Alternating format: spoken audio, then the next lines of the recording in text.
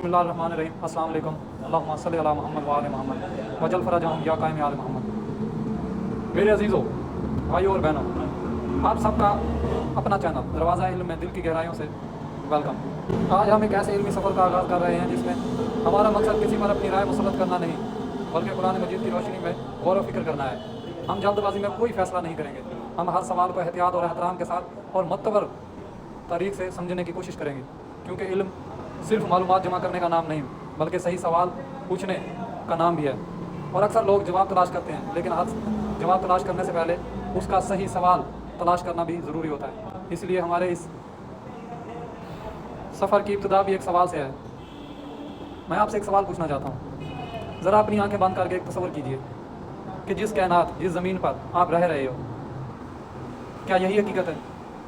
آپ تصور کیجئے کہ جب یہ زمین نہیں تھی، آسمان نہیں تھے، سورج نہیں تھا، چاند نہیں تھا، ستارے نہیں تھے، پہاڑ نہیں تھے، سمندر نہیں تھا، وقت کا کوئی نظام بھی موجود نہیں تھا، تو پھر کیا تھا؟ کیا کائنات ہمیشہ سے موجود تھی،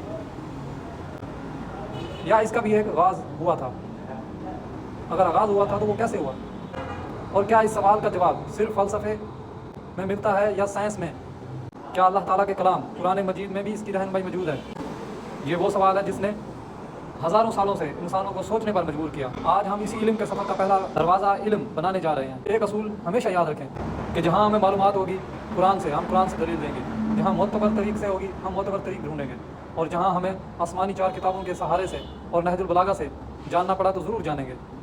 جہاں اللہ تعالیٰ نے ہمیں بار بار کہا کہ اے انسان تم غور کم ہی کرتے ہو، اور جہاں ہمیں علم نہیں ہوگا ہم وہاں اپنی رائے قطعی پیش نہیں کریں گے۔ جہاں تحقیق اور دلیل کی ضرورت ہوگی ہمارا مقصد بحث کرنا نہیں بلکہ حق کو سمجھنے کی کوشش کرنا ہے۔ اور اگر کسی معلومات میں انسان کا علم محدود ہو تو ہم یہی کہیں گے کہ اللہ ہمارا علم بھی محدود ہے، کیونکہ ایک سچا طالب علم جو اپنی معلومات سے زیادہ اپنی عاجزی کو پہچانتا ہے، یہی وہ اصل طالب علم ہوتا ہے۔ ہم اپنے پہلے سوال کی طرف بڑھتے ہیں۔ اس کائنات کی ابتدا کیسے ہوئی؟ قرآن ہمیں اس کے بارے میں کیا بتاتا ہے؟ جب ہم اس کائنات کی ابتدا کے بارے میں گفتگو کرتے ہیں تو ہمیں سب سے پہلے یہ سمجھنا ہوگا کہ قرآن مجید سائنس کی نجات کی ہوئی کتاب نہیں بلکہ ہدایت کی کتاب ہے۔ قرآن ہمیں تخلیق کائنات کے بارے میں غور و فکر کرنے کی دعوت دیتا ہے۔ انسان اپنے خالق کو پہچاننے کی کوشش کر رہا ہے۔ اللہ تعالیٰ بار بار انسان کو آسمان و زمین میں غور و فکر کرنے کی دعوت دیتے ہیں۔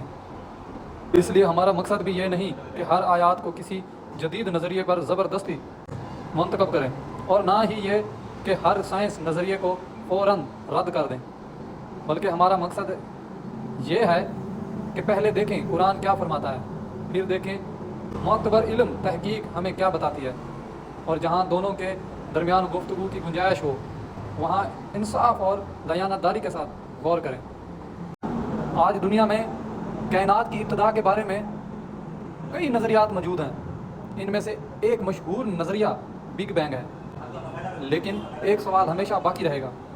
اگر اس کائنات کا آغاز بگ بینگ سے ہوا تو اس کا آغاز کا کوئی سبب ہونا چاہیے۔ کیا ہر چیز خود بخود وجود میں آ گئی، یا اس کے پیچھے ایک خالق کی مشیت تھی؟ یہ وہ مقام ہے جہاں قرآن انسان کو خالق کی طرف متوجہ کرتا ہے۔ ہمارا اگلا سوال یہ ہوگا کہ فرشتوں کی تخلیق کب ہوئی، جنات کی تخلیق کب ہوئی، حضرت آدم علیہ السلام کی تخلیق اس ترتیب میں کہاں آتی ہے، اور قرآن ان سوالوں کے بارے میں ہمیں کیا رہنمائی فرماتا ہے؟ ان سوالات کے جواب دینے کا وقت آ چکا ہے۔ ہم ہر مرحلے پر دلیل کے ساتھ آگے بڑھیں گے، کیونکہ اگر علم مضبوط بنیاد پر قائم نہ ہو تو انسان آسانی سے الجھن میں پڑ سکتا ہے، اور ہمارا مقصد الجھن بڑھانا نہیں بلکہ سمجھ پیدا کرنا ہے۔ یہ سفر صرف معلومات کا سفر نہیں بلکہ معتبر تحقیق اور عاجزی کا سفر ہے۔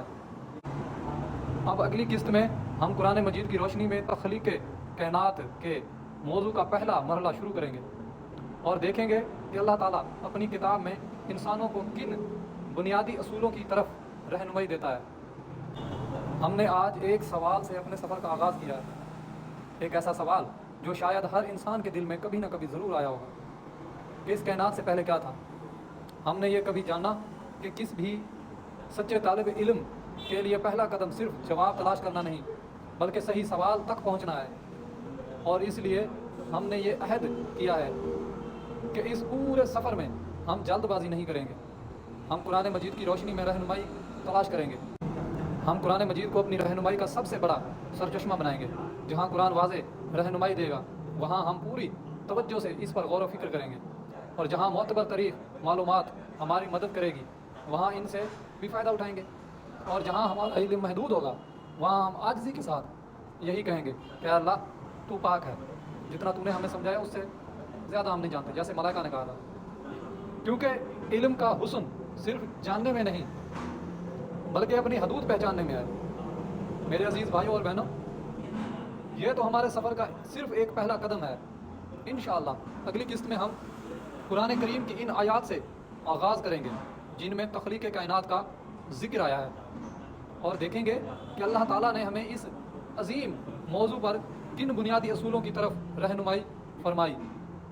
अगर आपको भी इस इल्मी सफ़र का हिस्सा बनना चाहते हैं, अगर आप चाहते हैं कि हम मिलकर कुरान मजीद पर तहकीक करें और सवालात के जवाब दलील और हकीकत के साथ तलाश करें, तो दरवाज़ा इल्म में दिल की गहराइयों से वेलकम।